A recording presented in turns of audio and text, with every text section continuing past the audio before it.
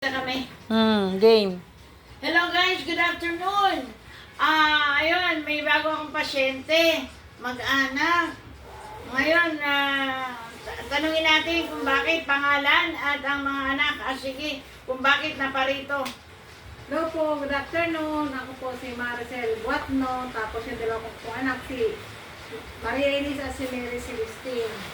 Nagpa-therapy po ako kay auntie kasi po yung likod ko po sa kayong dito, pati dito, ang sakit. Parang hindi ko ito may angat kanina. Para kasi yung gubat, yung may ipit. Tapos, nung na-therapy na ni auntie, ayos na po, nakakagalaw ko ng ano. Dahil nahirapan huminga. Opo, nahihirapan niya ako ng huminga. Pag tinaas, Masakit yung ano. tapos parang hirap huminga. Pag itinaas ko, hirap huminga, tapos masakit yung dito sa may yung likod, pati dito sa harap. Pero ngayon, okay na. Ilang buwan mo tinisyon? Simula pa po yun ng June. Simula pa nung June. Ano na ngayon, August. Okay na. Grabe, ano? So, ano naman ang na-therapy namin si Elise? Si Elise, magay ka. Hi. Elise. Hi. Sabihin mo kay Mami, hi Mami. Hi, Mommy. Ayun. Hi Ninong. Hi, Nino. Ito na po, pinatherapy ko kasi mahina siyang kumain. Milk, kailangan pang tubuan. Ganun din ito, bata-batuta na to.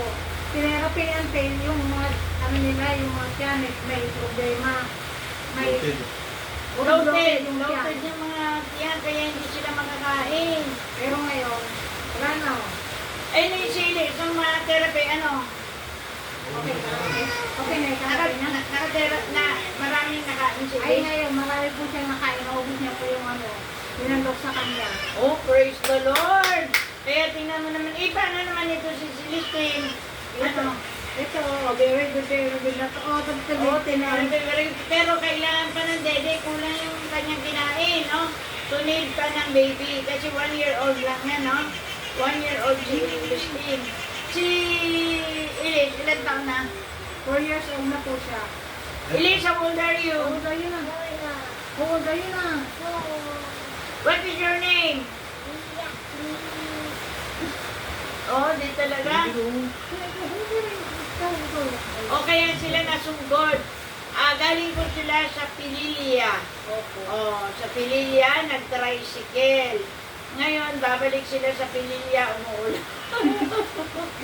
Okay na yun. Ito yung anak na nararamdaman siya. Yes. At least, kahit nag-sacrifice. Pero nagpa-hilot ka dun sa ano? Sa Cavite. Opo, nag-try ako magpahilot. Di naman natanggal. Masakit pa rin. Kaya, Okay na. kaya kahit malayo, nagtyaga. O, tingnan mo naman, isang therapy. O, bawal kasi ang masyadong pagod, tapos magbabasa. Ayun siya sabi ko dyan eh. Pasma, ayan, ano? Malinis sa katawan niya. O, si Elmer naman, anong problema ni Elmer? Pupunta na?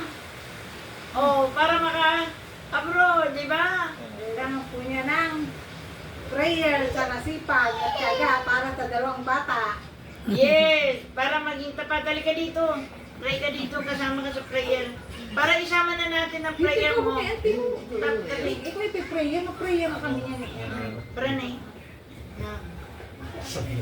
Dito.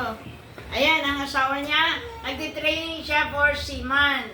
Ngayon, ipag-pray natin na nawa maging matagumpay at maging tapat sa kanyang pamilya. Oh, di ba? Okay, time and langit. Diyan kayo. Sa ngalan ng Ama, ng Anak, ng Espiritu Santo. Amen. O dakilang Diyos, pagpalang Ama, salamat sa biyaya mo. I-bless mo, Panginoon Lord, ang pamilya ni Elmer. Salamat sa kagalingan ni Maricel. Salamat sa kagalingan ni Elise. Salamat sa kagalingan ni Justine.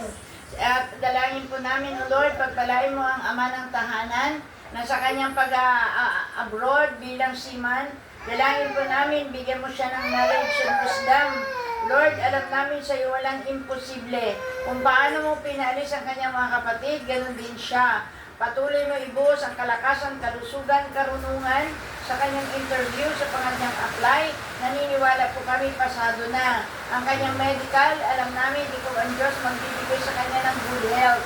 Naniniwala po kami na sa iyo walang imposible. Ngayon pa lang, nagkakasundo po kami na isang masagana at tagumpay na makakasampa na siya sa barko. In Jesus' name, Amen. Pagkat ang sabi mo, saan man may dalawa na nagkasundo, ano man ang hilingin sa ngalan ni Jesus, ibibigay. Kaya nagkakasundo po kami na ngayon pa lang sila lahat answered prayer. Umalis man ang ama ng tahanan, ang kanyang pamilya ay malakas, malusog, good health. In Jesus' name, Amen. Sa ngalan naman ng Anak, Espiritu Santo, Amen. Dalahin ko po, seal ng blood of Jesus ang pamilyang ito upang huwag manakaw ng kaaway. At bigyan mo po, Panginoon o Lord, sa iluhan mo po na banal na dugo ni Jesus ang buhay ni Elmer upang patuloy na maging matapat sa kanyang pamilya. Ano man ang mangyari, malayo man siya sa kanyang pamilya.